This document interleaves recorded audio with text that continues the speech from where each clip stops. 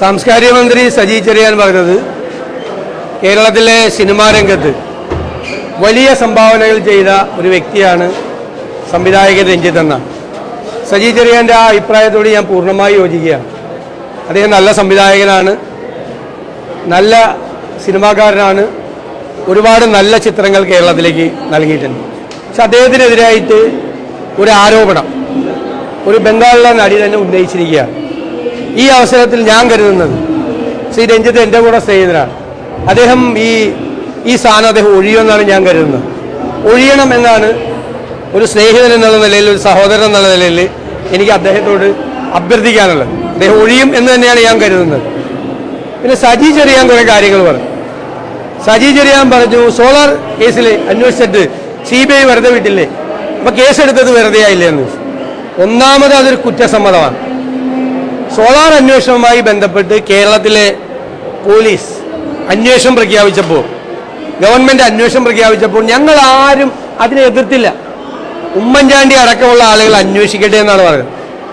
അന്വേഷിച്ച ആദ്യത്തെ ഉദ്യോഗസ്ഥൻ പറഞ്ഞു ഒരു തെളിവില്ല, ഒരു കാരണവശാലും ഈ കേസുമായിട്ട് മുമ്പോട്ട് പോകാൻ പറ്റില്ല എന്ന് പറഞ്ഞു.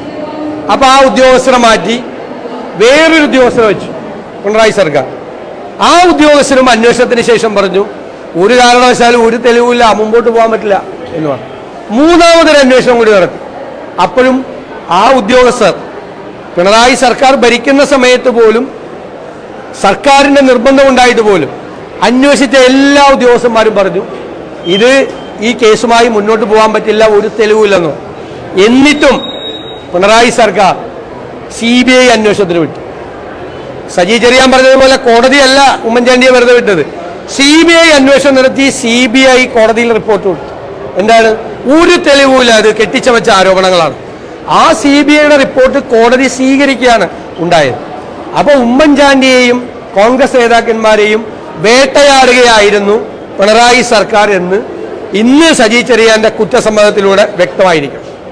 പിന്നെ മന്ത്രി സജി ചെറിയാൻ കുറേ ദിവസങ്ങളായി ഈ ഹേമ കമ്മിറ്റി റിപ്പോർട്ട് പൂഴ്ത്തിവെക്കാൻ കൂട്ടുനിന്ന ഒരാൾ, ഈ റിപ്പോർട്ട് കൃത്രിമം കാണിച്ച് പുറത്തു വരുത്താൻ കൂട്ടുനിന്ന ഒരാൾ, ഇപ്പോഴും വേട്ടക്കാരെ ന്യായീകരിക്കുകയും ഇരകളെ തള്ളിപ്പറയുകയും ചെയ്യുന്ന ഒരാൾ, നിയമപരമായ അദ്ദേഹത്തിൻ്റെ ഉത്തരവാദിത്വം മറന്നുകൊണ്ട് കേസെടുക്കില്ല, പരാതി തന്നാൽ മാത്രമേ കേസെടുക്കുള്ളൂ എന്ന് പറയുന്ന സജി ചെറിയാൻ ഈ സ്ഥാനം ഒഴിയുന്നതായിരിക്കും നല്ലത്. അദ്ദേഹം ഈ സ്ഥാനത്തിരിക്കാൻ യോഗ്യനല്ല. അദ്ദേഹം സത്യപ്രതിജ്ഞാ ലംഘനം നടത്തി, നിയമപരമായ ബാധ്യതയിൽ നിന്ന്, ഉത്തരവാദിത്വത്തിൽ നിന്ന് ഒളിച്ചോടി.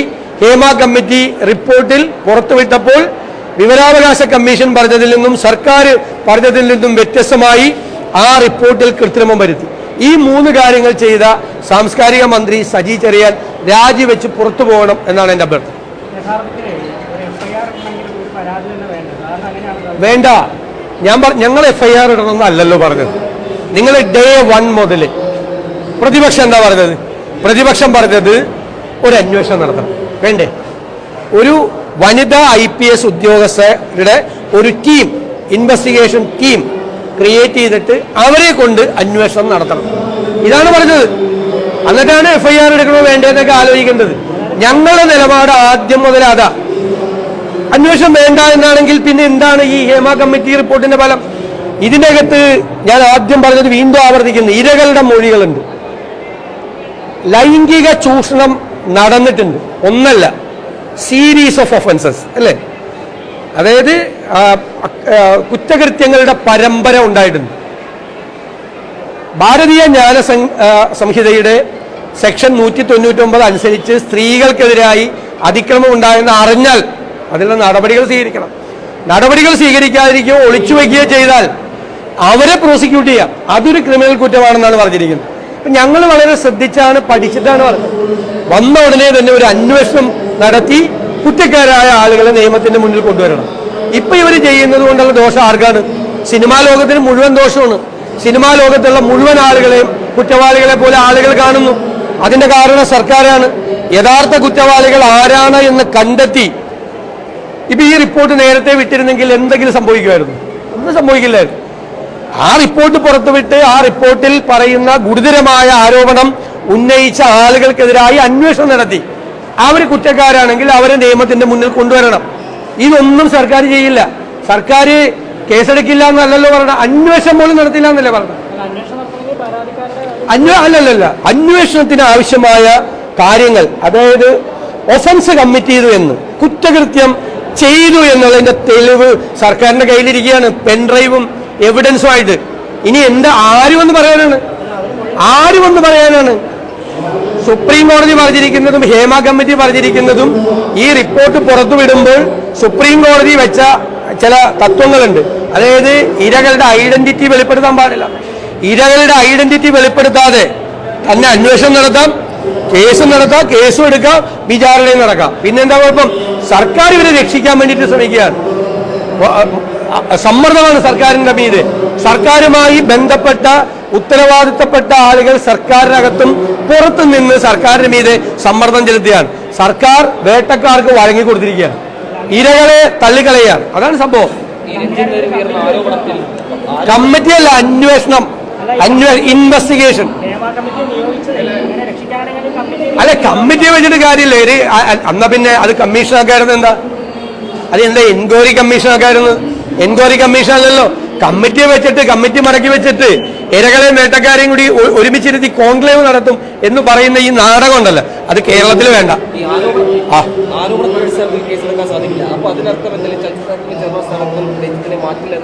അല്ലല്ല, ആരോപണത്തിന്റെ അത് അന്വേഷിക്കണമല്ലോ. ഒരാളിങ്ങനെ ഒരു പരസ്യമായിട്ട് ഒരാള് ആരോപണം ഉന്നയിച്ചിരിക്കുന്നു, ആ ആരോപണത്തിന്റെ പേരിൽ കേസെടുക്കണമെന്നല്ല ഞാൻ പറഞ്ഞത്. അത് അന്വേഷിക്കണം, ആരോപണം അന്വേഷിക്കണം, ഉറപ്പായിട്ട് അന്വേഷിക്കണം. ചലച്ചിത്ര അക്കാദമി ചെയർമാനെതിരെ തന്നെ ആരോപണം വന്ന ശേഷം വനിതാ കമ്മീഷനോ അതോടൊപ്പം തന്നെ സാംസ്കാരിക നായകരടക്കം കാര്യമായ ഒരു പ്രതിഷേധം ഉന്നയിക്കുന്നില്ല. അല്ല, അതൊക്കെ അവരവരൊക്കെ ഓരോ സംഭവങ്ങൾ വരുമ്പോൾ അവരവർ നിലപാടെടുക്കുന്നത് അവരുടെ ക്രെഡിബിലിറ്റിയാണ്. പൊതുസമൂഹം അവരുടെ വിശ്വാസത്തെ ചോദ്യം ചെയ്യും. ഞങ്ങൾ ആദ്യം പറഞ്ഞല്ലോ, ഞങ്ങൾക്ക് ഇതിൻ്റെ അകത്ത് പൊളിറ്റിക്സ് ഇല്ല. ഇത് സ്ത്രീപക്ഷ നിലപാടാണ്, ഉറച്ച നിലപാടാണ്, കാർക്കശം നിറഞ്ഞ നിലപാട്. ഒരു വിട്ടുവീഴ്ചയില്ല. നിരപരാധികളെ മോശക്കാരാക്കണം എന്ന് ഞങ്ങൾക്ക് ആഗ്രഹമില്ല. മലയാള സിനിമാ ലോകം മുഴുവൻ കുഴപ്പക്കാർ നിറഞ്ഞാണ് എന്ന അഭിപ്രായം ഞങ്ങൾക്കില്ല. പക്ഷെ സർക്കാരിന്റെ ഈ നടപടിയാണ് സിനിമാ ലോകത്തെ മുഴുവൻ ഈ കരിനിഴലിൽ നിർത്തിയിരിക്കുന്നത്. സർക്കാരിന്റെ ഈ നടപടിയാണ്. നിരപരാധികളായ മനുഷ്യരെയും കുറ്റക്കാരെയും ഒരുമിച്ച് നിർത്തുകയാണ് സർക്കാർ ഇപ്പോൾ. അത് കുറ്റക്കാരായ ആളുകൾക്കെതിരായി അന്വേഷണം നടത്തി നടപടി സ്വീകരിക്കണം. ഈ വാശി വെറുതും വാശിയാണ്. പരാതി കൊടുത്താലേ വരുള്ളൂ. അവരെത്ര ബുദ്ധിമുട്ടിയിട്ടാണ് ആ കമ്മിറ്റിയുടെ മുമ്പാകെ പോയി അവരുടെ ഐഡന്റിറ്റി വെളിപ്പെടുത്താതെ പരാതി കൊടുത്തത്. എന്നിട്ട് അവർ വീണ്ടും ഇനി പോലീസ് സ്റ്റേഷൻ കയറി ഇറങ്ങണം, പരാതി കൊടുക്കണം എന്ന് പറഞ്ഞാൽ, സോളാർ കേസിലെ പരാതിക്കാരിയെ വിളിച്ച് എഴുതി മേടിച്ച് CBIക്ക് വിട്ടാതെ, ഇത് ആരെ അറിയിക്കാതെ, ഇത് റിപ്പോർട്ട് ചെയ്യാതെ, പോലീസിന് കൊടുക്കാതെ, വിവരാവകാശ കമ്മീഷന് അനുവദിച്ച പേജുകൾ പോലും വെട്ടിച്ചുരുക്കി കൃത്രിമം കാണിച്ചാണ് പുറത്തു കൊടുത്തത്. ഈ റിപ്പോർട്ട് പുറത്തു വന്ന ദിവസങ്ങൾക്ക് ശേഷം ഈ താരസംഘടനയായ അമ്മയുടെ ഭാരവാഹികൾ ഇന്നലെ പ്രതികരിച്ചിരുന്നു, പ്രത്യേകിച്ച് സിദ്ദിഖ് അടക്കമുള്ളവർ. പക്ഷെ അതിൽ പോലും ഒരു കൃത്യതയോ ഒരു കൃത്യമായ ഇല്ല. അവര് പറഞ്ഞതിൽ എന്താ തെറ്റ്? അവര് പറഞ്ഞതില് ഇതിന്റെ അകത്ത് അമ്മയ്ക്കെതിരായിട്ടുള്ള റിപ്പോർട്ടല്ല വന്നിരിക്കുന്നത്. ഞങ്ങൾ അമ്മയ്ക്കെതിരായിട്ടുള്ള റിപ്പോർട്ടാണെന്ന് പറഞ്ഞാൽ അമ്മ സ്ത്രീപക്ഷ നിലപാടെടുത്തുകൊണ്ടാണ് ഇത് അന്വേഷിക്കുന്നത്. സംഘടനാ നേതൃത്വം തന്നെ ഇത്തരത്തിൽ നിലപാടെടുക്കുമ്പോൾ സ്വാഭാവികമായി അവിടെയുള്ള അംഗങ്ങൾക്ക് അത്ര ഒരു പരാതിയിലേക്ക് കടക്കാൻ കഴിയുമോ? അവിടെ പലർക്കും പല അഭിപ്രായം ഉണ്ടല്ലോ.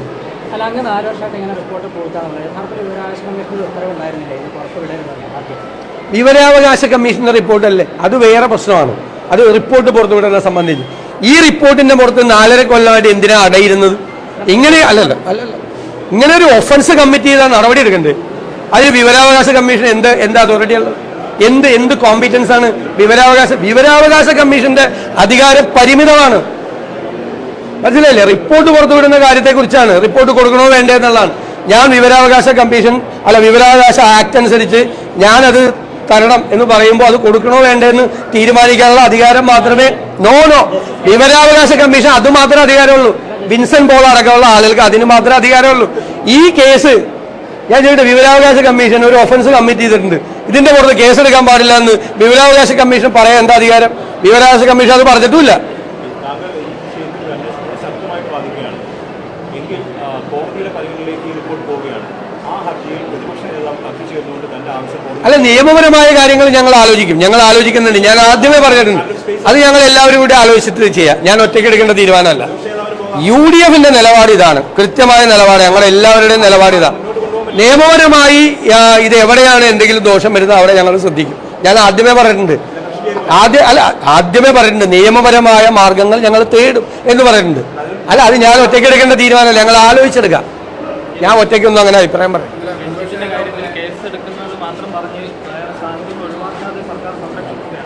അല്ല, അങ്ങനെ ചെയ്യരുതെന്നാണ് എൻ്റെ അഭ്യർത്ഥന. പ്രത്യേകിച്ച് പ്രധാനപ്പെട്ട സ്ഥാനങ്ങളിൽ ഇരിക്കുന്ന ആളുകളോട് അങ്ങനെ ചെയ്യരുത്. അദ്ദേഹം ഒഴിയുമെന്നാണ് ഞാൻ കരുതുന്നത്. അല്ല, അത് ആ പറയുന്നതിൽ യാതൊരു അർത്ഥമില്ല. അത് അദ്ദേഹം ഒരു ക്രിമിനൽ കുറ്റം ചെയ്തുകൊണ്ടിരിക്കുകയാണ്. അങ്ങനെ പറഞ്ഞുകൊണ്ട് ഒരു ക്രിമിനൽ കുറ്റം ചെയ്തുകൊണ്ടിരിക്കുകയാണ്. അദ്ദേഹത്തിനെതിരായിട്ടാണ് കേസ് പോകുന്നത്.